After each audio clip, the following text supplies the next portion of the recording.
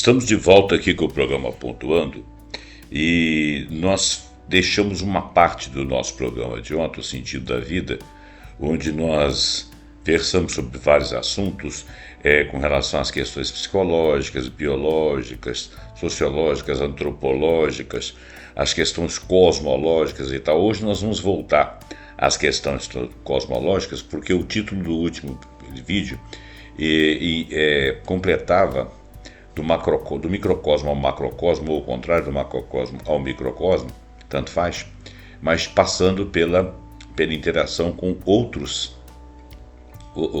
entre espécies, né? Encontros de espécies, micro-organismos que a questão da panspermia, da biogênese, que nós também estudamos no final do capítulo, do vídeo. Então a gente queria falar hoje sobre essa interação entre os organismos, o que acontece. Então, os seres vivos, a gente sabe que trocam organismos, tais como vírus, bactérias, fungos, entre outros, e eu já falei isso no final do vídeo passado. Um ser vivo pode ter consigo mais bactérias que células, também já falei sobre isso. A troca de micro-organismos tem sentido na vida de que somos o que somos porque nós trocamos informações genéticas através desses micro-organismos, e por isso a gente não está isolado a ponto de não poder mais ter intercursos. Tudo isso foi falado no final do programa. Se for essa uma teoria razoável, a gente vai observar as interconexões da vida, sempre citando fontes, dizendo de quem são os argumentos, e vamos procurar essa resposta, mas também nós vamos dar exemplos, mas também nós vamos perguntar e tentar saber através dessas pesquisas, se inclusive através de IAs também, da inteligência artificial, se a contínua exposição da vida à matéria orgânica que possa, porventura, não digo matéria orgânica, mas alguns vírus, algumas bactérias, alguns micro-organismos, né, que tenham chegado e continuem chegando através dos meteoros, né, dessa nossa convivência com o universo, apesar da gente ser um sistema muito protegido, né, mas continuam chegando meteoritos com espécimes diferenciadas, e isso continua nos influenciando. Ou a radiação, que nós sabemos que também influencia. Então nós vamos fazer duas etapas aqui. A primeira, do microcosmo interno, a interconexão da vida, e o segundo, a dança da vida, que perpetua, que continua no universo, não apenas no início da vida na Terra, mas depois também. Sabendo que nós podemos ter recebido uma vida pronta de outro lugar e ela ter germinado aqui, como nós podemos ter criado em parte a biogênese aqui, e em parte a interação com outros micro-organismos vindo do espaço, e as duas coisas simultaneamente. Então, vamos estudando. Do microcosmo interno à interconexão da vida. É fascinante pensar que, de fato, nós carregamos em nosso corpo um universo de micro-organismos. A afirmação de que um ser vivo pode ter mais bactérias do que células humanas é verdadeira, amplamente aceita pela ciência atual. Essa vasta comunidade microbiana, conhecida como microbiota ou microbioma, quando se refere aos genes desses micro-organismos, é composta por bactérias, fungos, vírus, arqueias e outros seres minúsculos que desempenham um papel absolutamente crucial na interação com a nossa existência do ser humano e da existência da própria vida. A troca dos micro-organismos em informação genética, um sentido profundo de interdependência. Vamos saber o que é isso. A teoria que eu avento aqui no caso, de que somos o que somos por trocas de informações genéticas via micro-organismos e que por isso não estamos isolados a ponto de não poder ter intercursos, não é apenas razoável, ela é fundamental para a compreensão da vida e da evolução. Vamos detalhar por que essa perspectiva é tão relevante. Existe uma transferência horizontal de genes, chamada THG. A troca de informações genéticas entre micro-organismos não é apenas comum, ela é um motor poderoso da evolução. A transferência horizontal de genes, a THG, é o processo pelo qual o material genético é transferido entre organismos por organismos de formas diferentes, herança vertical, de pais para filhos, por exemplo. Mas em bactérias, por exemplo, isso acontece por meio de conjugação. Uma delas, duas bactérias se conectam e trocam plasmídios, pequenas moléculas de DNA. Então essa transferência é horizontal, não depende, por exemplo, dela passar para um descendente. Isso é uma conjugação. Transdução. Os vírus, os bacteriófagos, transferem um DNA de uma bactéria para outra. Então, elas já transferem já material genético propriamente dito. Transformação. A bactéria capta um DNA livre do ambiente, que está livre aí por algum motivo, e o impacto disso no sentido da vida. A transferência horizontal genética significa que a evolução não é apenas uma árvore ramificada, ela também é uma rede complexa onde informações genéticas podem saltar entre galhos. Isso acelera a adaptação, a resistência a antibióticos, a aquisição de novas funções biológicas. Para o sentido da vida, isso reforça a ideia de que a perfeição e a adaptabilidade surgem não do isolamento, mas da interconexão e do compartilhamento. Então, olha bem, o sentido da vida nos diz o seguinte: isso reforça a ideia de que a perfeição e a adaptabilidade que os organismos vêm a ter surge não deles estarem isolados ali, sem nenhuma agressão ou sem nenhuma interação com coisas outras do lado de fora, mas ao contrário. A evolução e a adaptabilidade, o caminho para a perfeição ou tentativa de aperfeiçoamento se dá exatamente pela interconexão e pelo compartilhamento de, seja plasmídios, seja material genético propriamente dito e etc., né, que eu citei. Então, olha bem, isso acelera a adaptação e a resistência. Para o sentido da vida, isso reforça a ideia de que a perfeição e a adaptabilidade não surge apenas do isolamento, mas da interconexão. Já lemos isso aí. Somos, em essência, amálgamas de informações genéticas e que circulam e se transformam constantemente. Exemplos.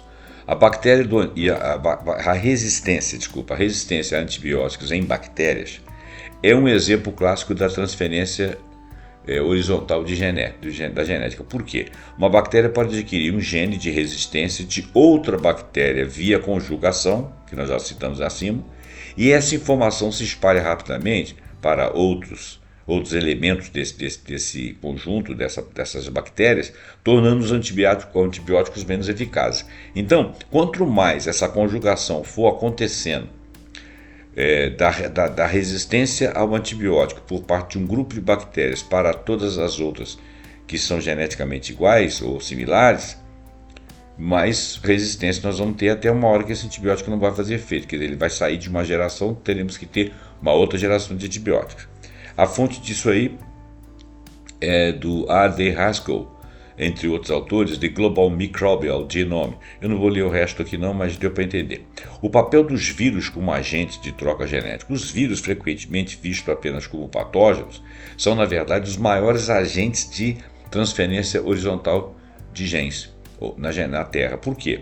Eles transferem material genético entre células de todos os domínios da vida, inclusive entre micro-organismos e seus hospedeiros eucarióticos, que no caso somos nós. Como nós, por exemplo, nós somos eucariotas.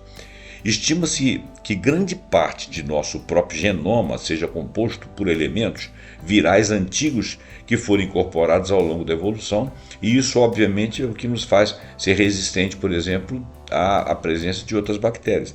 E algumas bactérias que estão conosco, elas são benéficas até que elas cheguem a populações que possam nos agredir. Mas esse intercâmbio que nós temos é extremamente necessário. Nós somos praticamente um ecossistema. Então, essas transformações genéticas, elas nos tornam mais fortes. Em alguns momentos elas podem nos prejudicar, mas nós podemos superar isso aí diante do ambiente, que pode ser eventualmente adverso, e isso vai equilibrando a nossa capacidade de sobreviver. Então, realmente, nós temos a modificação da nossa vida como hospedeiros de micróbios, de micro-organismos, é extremamente importante para a manutenção da nossa vida, não é isolamento, né? Tanto é que nós fazemos o isolamento aí por causa da Covid, mas usamos a vacina. A partir da vacina, a gente ganha capacidade de conviver com esses micro-organismos. Eles vão sofrer outras mutações e vão perder a força, e nós vamos adquirir a força de conviver com eles. Por quê? Porque eles existem, eles estão aí, eles vão passar por nós. e nós ganhamos mais uma capacidade, e assim sucessivamente. Quando a agressão é muito grande, a gente se isola circunstancialmente, até a gente conseguir que um grupo mínimo de uma massa crítica esteja com capacidade de resistência. Essa resistência vai passando para as outras pessoas, e essa informação genética vai passando para essas pessoas. Nós nos tornamos invulneráveis, não propriamente invulneráveis, mas menos vulneráveis, muito menos vulneráveis à convivência com esses micro-organismos, e podemos sair desse isolamento rapidamente. Quer dizer, nós vamos estar sempre em contato com outras espécies, contato com outros micro-organismos, sempre ganhando capacidade de equilibrá-los em nós. Então isso significa que a nossa vida depende da existência disso aí. Uma criança, por exemplo, ela não pode ser excessivamente protegida para que ela nunca pegue gripe, nem bactéria, coisa alguma, porque lá na frente ela não vai ganhar sistema imunológico. Então existe um equilíbrio entre o muito exposto a ponto de estar vulnerável a uma agressão tão forte, de uma massa crítica tão grande que possa levá-lo a óbito, né, ou prejudicá-lo de alguma forma, mas também não tão isolado de forma que se tiver um furo na capa lá e entrar um bichinho, mata ele. Então existe um equilíbrio entre essas duas coisas, tem que existir. Impacto disso no sentido da vida. Se os vírus são mensageiros genéticos, olha bem, se os vírus são mensageiros genéticos, isso nos coloca em perspectiva de intercurso biológico constante, é verdade. A ideia de que estamos isolados e que a nossa individualidade genética é rigidamente definida se dissolve diante da evidência da influência viral. É claro que nós não somos uma individualidade genética. Nós trocamos informações com esses micro-organismos, a ponto de que nós somos semelhantes, porque esses micro-organismos andam no planeta todo, então nós somos semelhantes a outros seres humanos de características étnicas completamente diferentes da gente, inclusive climática, etc. Mas nós conseguimos equilibrar essas diferenças, por mais que elas sejam fenotípicas, mas é porque ontologicamente nós somos seres extremamente similares. Se não fôssemos, se vivêssemos isolados, não teríamos capacidade de ter intercurso entre nós da mesma espécie. Ou melhor, uma das espécies, um deles seria chamado de espécie humana, a outra seria uma espécie humana diferenciada, e nós não reproduziríamos mais se houvesse um intercurso, por exemplo, sexual entre nós.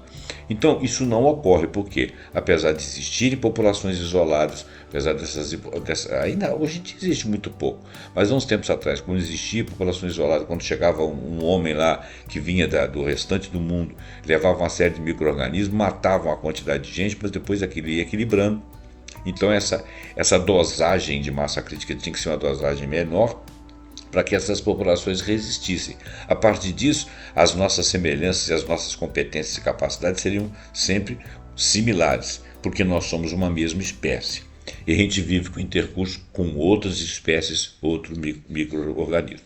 Inclusive, quando a migração de algum desses micro-organismos, de alguns animais para o ser humano, esses seres humanos, esses micro-organismos, eles tentam se alojar, e o sistema imunológico humano às vezes não aceita e consegue debater, mas às vezes eles vão se modificando até o momento em que eles conseguem entrar no curso de nossa história particular pessoal, da nossa genética. Aí nós temos grandes embates, né? Então essas gripes aviárias, gripe do que vinha do porco e tal, eram vírus que existiam, do macaco, por exemplo, que existiam em outros animais que vieram para a espécie humana e que fizeram grandes abalos, mas depois foi se equilibrando até que consegue se conviver. O vírus da AIDS, por exemplo, ele é um vírus que algumas populações da África, por exemplo, conviviam com ele há anos. Ele estava lá dentro do organismo, lá quieto, sem se manifestar, sem atacar o sistema imunológico. Como é que explica isso? Isso aí é exatamente isso que nós estamos estudando. Eles conseguiram equilibrar. Alguns mais aptos foram sobrevivendo àquela carga e foram equilibrando. O sistema imunológico deles conseguiu equilibrar, não era agredido.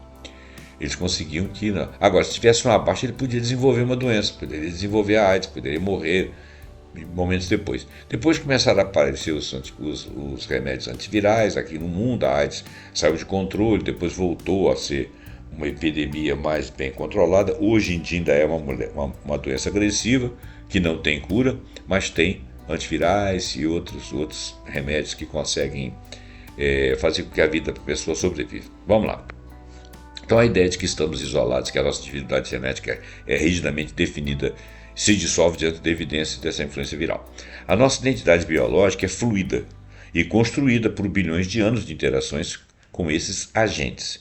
Exemplo, elementos virais endógenos, que são chamados de ERVs, são sequências de DNA viral que se integraram permanentemente no genoma de um organismo hospedeiro e são passadas de geração a geração. Eles compõem cerca de 8% do genoma humano e podem ter papéis na regulação gênica e até mesmo na formação da placenta, via sincitina 1, um gene de origem viral, que ele cita aqui. Eu não conheço alguém que seja biólogo e pode nos auxiliar. Fonte é J. Burnett and Keith Kurth. Eu não vou ler o nome dos livros aqui, que é muito complicado. Dos livros e dos papers, né? Terceira, a microbiota e a coevolução. A nossa microbiota intestinal, por exemplo, ela é crucial para a digestão, a síntese de vitaminas, o desenvolvimento de sistema imunológico e até mesmo a modulação do comportamento e do humor. Não somos apenas hospedeiros passivos, somos ecossistemas complexos, onde a vida humana e microbiana coevoluíram e coexistem em uma simbiose profunda. Então, nós somos um ecossistema, cada um de nós, e similar ao outro, Então, nós vivemos em profunda interação com esses micro-organismos. A gente não tem ideia disso, né? Alguns não têm, outros têm. Impacto no sentido da vida. A relação com a nossa microbiota nos mostra que a individualidade é uma ilusão parcial. Somos um superorganismo, um holograma biológico composto por trilhões de células, as nossas e também as células dos micro-organismos, sendo que a quantidade de micro-organismos, por exemplo, bactérias, é maior que o nosso número de células. Então nós não temos só nossas células, como nós temos muito mais outros micro-organismos do que as nossas próprias células, nós temos outras células em muito maior quantidade. O sentido da vida nesse sentido é a interdependência simbiótica, a prosperidade mútua que surge da colaboração e da troca contínua. Exemplo, bactérias do gênero Bifidobacterium e Lactobacillus no intestino fermentam fibras alimentares que não conseguimos digerir. Elas produzem ácidos graxos na cadeia curta que nutrem nossas células intestinais e têm efeitos anti-inflamatórios. Sem elas, nossa saúde seria severamente comprometida. A fonte, J. M. Peters, entre outros autores, The Human Gut Microbiome. Não vou ler o resto, porque o título é longo. Tá. A vida como existência que se aperfeiçoa por estas interações. Sim, a teoria aventada mantém e fortalece o sentido da vida como uma existência que se aperfeiçoa por interação. Longe de sermos entidades isoladas, a evidência biológica sugere que a vida floresce e evolui através da conectividade, do intercâmbio e da integração. Aperfeiçoamento adaptativo, a troca de micro-organismos e informações genéticas permite uma plasticidade adaptativa incrível. A vida não se aperfeiçoa apenas por mutações aleatórias e seleção dentro de uma única linhagem, mas pela capacidade de, entre aspas, aprender e, entre aspas, compartilhar soluções genéticas desenvolvidas por outras formas de vida. Soluções genéticas que nós apreendemos, porque é conosco compartilhado e nós também compartilhamos soluções genéticas desenvolvidas por outras formas de vida para resolver os nossos problemas e o deles também. Isso acelera a nossa evolução e permite respostas mais rápidas a desafios ambientais. Complexidade e inovação. A fusão de diferentes genomas e a interação entre espécies resultam em novas funcionalidades em níveis mais altos de complexidade. A origem das células eucarióticas, células com núcleo, como são as nossas, nós seres humanos, é um exemplo primordial. Acredita-se que surgiram da simbiose entre uma arqueia e uma bactéria, que se tornou então o quê? Uma mitocôndria.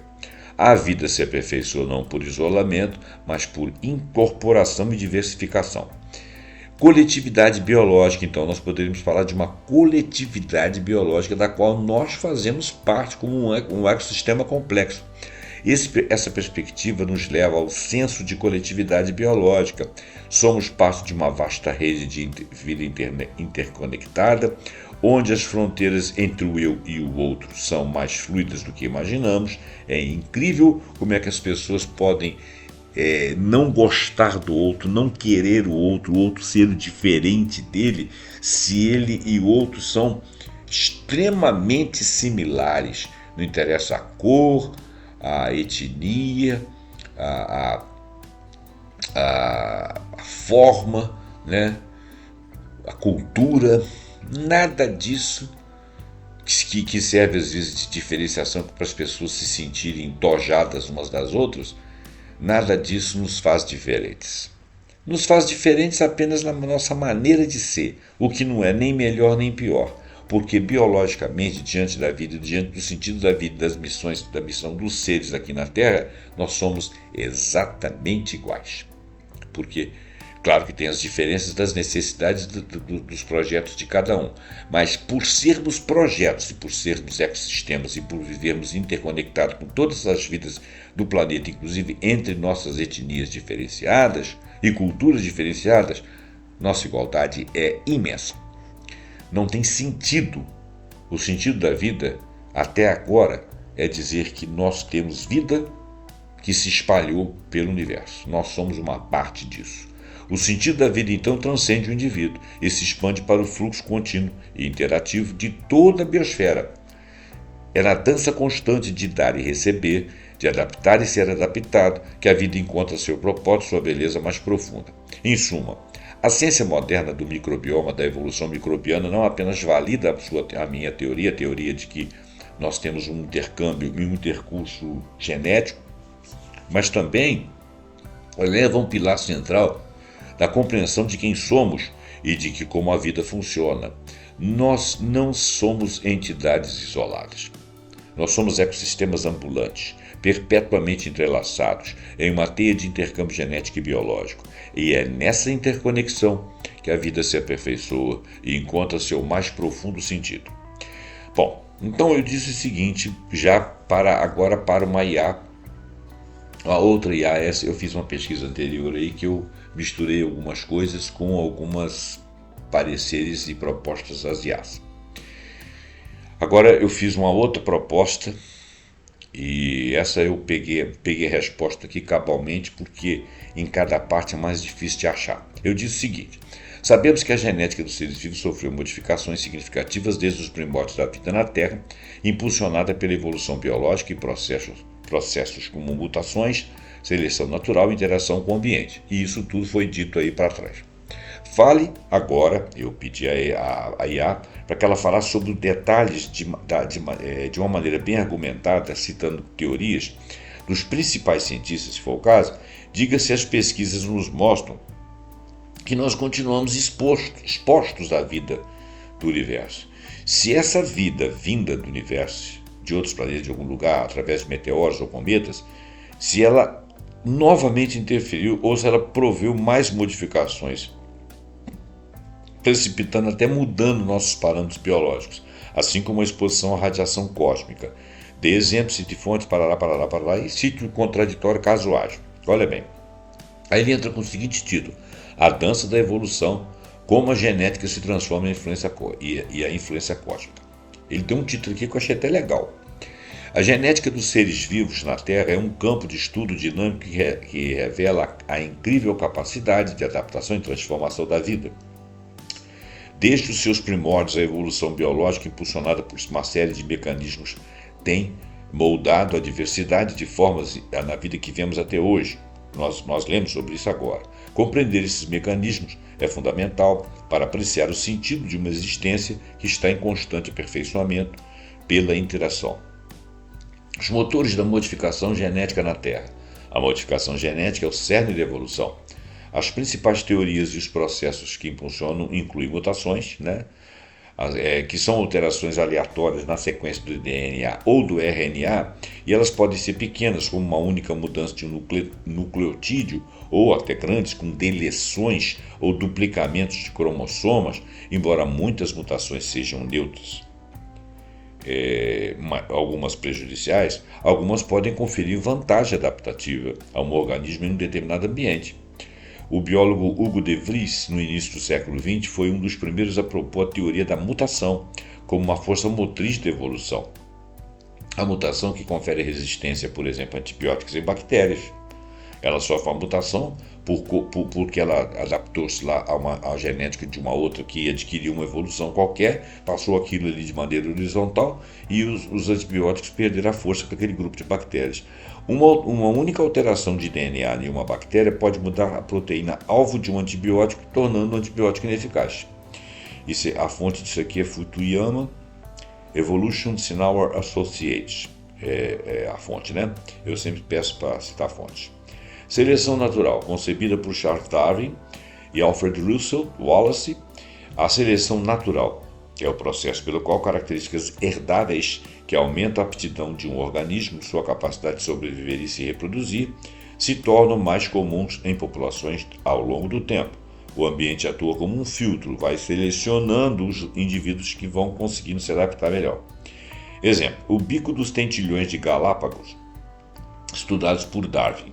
Em ilhas com sementes duras, os tentilhões com bicos maiores e mais fortes eram obviamente favorecidos, enquanto em ilhas com insetos, bicos finos eram mais vantajosos. Então houve uma separação. Num determinado lugar, os bicos mais fortes sobreviveram, se adaptaram melhor, outros bicos mais finos, né? E mais frágeis é que se adaptavam. Essa fonte é do próprio Charles Love, The Origin of Species. Fluxo genético, que é a migração. A movimentação de indivíduos e, portanto, de seus genes entre populações pode introduzir novas variações genéticas e alterar as frequências de alelos. As pessoas ficam achando ruim porque tem refugiado daqui, refugiado dali. O próprio refugiado não quer sair da terra dele, mas quando ele sai, ele vem para sua terra. Ele não é bem recebido. Por quê? Porque é uma outra cultura, ele fala diferente, ele se estabelece, ele tem outros gostos, ele come diferente, ele fala diferente, ele sente diferente, ele tem outra religião, se for o caso. É complicado, né? Mas se a gente tivesse a capacidade de vê-lo como humano, e se ele também, ao entrar ali, tivesse a capacidade de entender que ele também está entrando numa cultura diferente e fazer ali um meio de campo, porque nós somos originários de uma região aqui da Terra, mas no final das contas, se a gente olhar a diversidade que existe no próprio universo, que a gente nem aventa que diversidade que existe ou quanto que é diversa, né? Aquela pessoa seria perfeitamente aceita, né? Então não tem porquê. Mas a gente é muito burro, né? A gente ainda briga com essas coisas. Bom, exemplo, a migração de abelhas entre diferentes colmeias. Ela levando pólen e ela leva genes também, de uma população de plantas para outras plantas. Então, quer dizer, ali você vai criando comunidades que começam a se assemelhar. Fonte, Templeton. A Population Genetics of Microevolutionary Theory. Tem mais uma opção de palavra aqui que eu vou falar. Deriva genética. São flutuações aleatórias nas frequências de alelos em populações pequenas. Embora não seja adaptativa como a seleção natural, a deriva genética pode levar à perda de alelos ou à fixação de outros alelos. Exemplo, o evento catastrófico que mata aleatoriamente a maioria dos indivíduos de uma pequena população, resultando em uma mudança drástica e não seletiva nas frequências genéticas dos sobreviventes. Quer dizer, quando você tem uma deriva genética, são flutuações aleatórias nas frequências de alelos em populações pequenas. E às vezes ela não é adaptativa, né? E ela leva à perda de alelos e à fixação de outros. Então, algumas populações inteiras podem sumir e podem aparecer outras pessoas com outras características. Exemplo, Hartel e Clark. Não vou falar os nomes aqui não. Recombinação genética, crossing over. Durante a formação de gametas, óvulos e espermatozoides, segmentos de cromossomos homólogos podem trocar materiais genéticos. Isso cria novas combinações de alelos nos descendentes, aumentando a variação genética sobre a qual a seleção natural pode atuar. Transferência horizontal de genes que nós já mencionamos. Como mencionamos anteriormente, a transferência horizontal da genética é a transferência de material genético entre organismos de uma forma não reprodutiva, ou seja, não é porque as bactérias se reproduziram, que houve intercâmbio, se reproduziram, não. É uma coisa lateral. É como se eu estivesse tirando um bocado de mim, dando para você, lateralmente, sem que a gente tivesse intercurso e reproduzisse num descendente, ou sem que elas se dividissem e se reproduzissem em descendentes. É extremamente comum em micro-organismos como bactérias, arqueias e vírus, e tem sido um motor crucial na evolução microbiana, permitindo a rápida aquisição de novas características como resistência a antibióticos, porque a bactéria quer sobreviver, né? Então, quando ela está te matando, você também quer sobreviver, então é uma luta, né? Você vai lá e dá um antibiótico para ela, ela vai tentar resistir para poder sobreviver, senão você mata todas elas. Ela vai sobreviver, você vai criar outro, mas ela vai também transitar entre lugares onde ela não está agredindo ninguém, e se ela não está agredindo ninguém, ela não vai tomar antibiótico na cara. Então, tem os seus equilíbrios, né? Então, ela resiste aos antibióticos e ganha a capacidade de metabolizar novos compostos. Exemplo, bactérias adquirem genes de resistência a antibióticos de outras espécies bacterianas, muitas vezes através de plasmídeos, que nós já citamos, trocados por conjugação. Fonte Gorgaten e Townsend. Não vou falar os nomes aqui, tal. Endossimbiose. Uma forma específica e dramática de transferência horizontal de genes, em larga escala, proposta por Lynn Margulis, que seria a teoria endossimbiótica. Nessa teoria, ele sugere que as organelas, como mitocôndrias nas células animais e fúngicas e os cloroplastos nas células vegetais, eram originalmente bactérias de vida livre que foram engolfadas por uma célula hospedeira ancestral. Veja bem, a endossimbiose. Mitocôndrias nas células animais e fúngicas e cloroplastos nas células vegetais. Elas eram livres, foram engolfadas e criaram células que foram ser parte de organismos. Com o tempo, essas bactérias se tornaram parte integrante da célula hospedeira e muitos de seus genes foram transferidos para o genoma do hospedeiro. Exemplo, a origem das células eucarióticas, que são a base de toda a vida complexa na Terra, é atribuída a eventos de endossimbiose. Sem a aquisição de mitocôndrias, a vida multicelular complexa como a conhecemos provavelmente não existiria. Exemplo, fonte Margulis.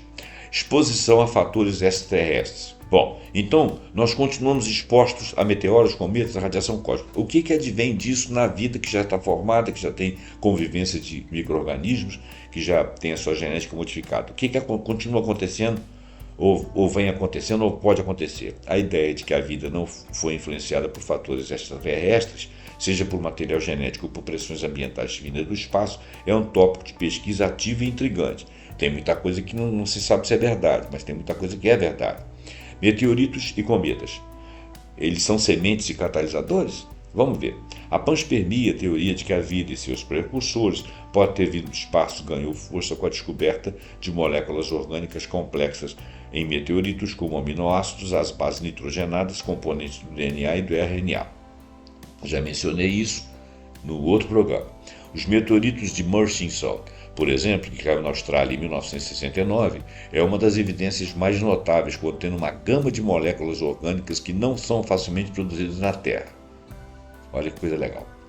Essa teoria é o seguinte, ela evidencia e sugere que meteoritos e cometas podem ter entregado os tijolos da vida para a Terra primitiva, acelerando ou catalisando o processo de abiogênese, né? Que fosse formar a vida.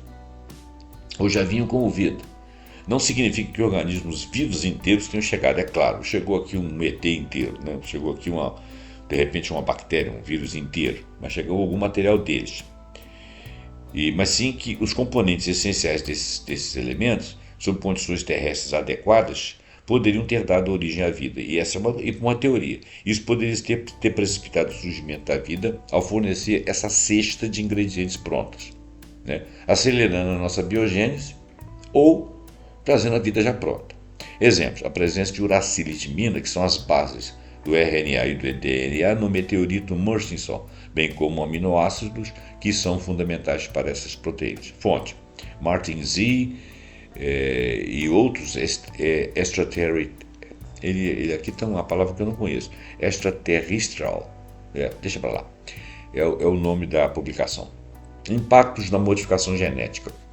Quanto à modificação genética contínua em organismos já existentes, que foi a minha colocação inicial, quer dizer, será que vai continuar tendo modificação porque vai aparecer mais genéticas de fora, né? Tem uma palavra que eu esqueci agora, alienígena. Pois é, impacto da modificação genética. Quanto à modificação genética contínua, ou seja, impacto dos alienígenas, micro-organismos alienígenas nos nossos organismos, nos organismos que já existem aqui na Terra, devido à exposição a meteoritos e cometas, essa evidência ela é indireta, mas ela é limitada. Nós não temos muita certeza. Apoio indireto, que são cenários extremos. Grandes impactos de meteoritos, como o que causou a extinção dos dinossauros, o evento KPG, provocam mudanças ambientais dramáticas, alterações climáticas, tsunamis e incêndios. Essas mudanças drásticas exercem uma pressão seletiva intensa que pode levar à rápida seleção de novas mutações e, consequentemente, a grandes saltos evolutivos para espécies sobreviventes, porque elas vão se tornar muito mais fortes, porque elas sobreviveram ao cataclisma. Nesses casos, o meteoro ele não injeta propriamente genes diretamente, mas ele age como um catalisador da seleção natural, porque ele é tão dramático que aqueles que sobrevivem são realmente muito mais aptos. Fonte, Schultz, Pi, entre outros, e tem um título aqui difícil de ler pra caramba. 2. Radiação cósmica. Ela seria uma fonte de mutação? Bom, a radiação cósmica, que são partículas de alta energia originárias do espaço profundo, como raios cósmicos, galácticos e partículas de eventos solares, é uma fonte natural de radiação ionizante na Terra. Ela interage com o DNA e pode causar danos, levando a mutações, sim, e mutações às vezes perigosas. Teoria: a exposição contínua à radiação cósmica tem sido um fator mutagênico ao longo da história da vida, enquanto a atmosfera e o campo magnético da Terra podem oferecer uma proteção significativa, e isso foi se desenvolvendo ao longo dos anos, dos séculos, né? De milênios, né? Alguma radiação atinge realmente a superfície da Terra e os organismos, e isso pode provocar mutações. Essas mutações, embora geralmente aleatórias e muitas vezes prejudiciais, podem ocasionalmente ser neutras, mas podem ser benéficas também, fornecendo até matéria-prima para uma melhor solução natural, conforme nós citamos acima.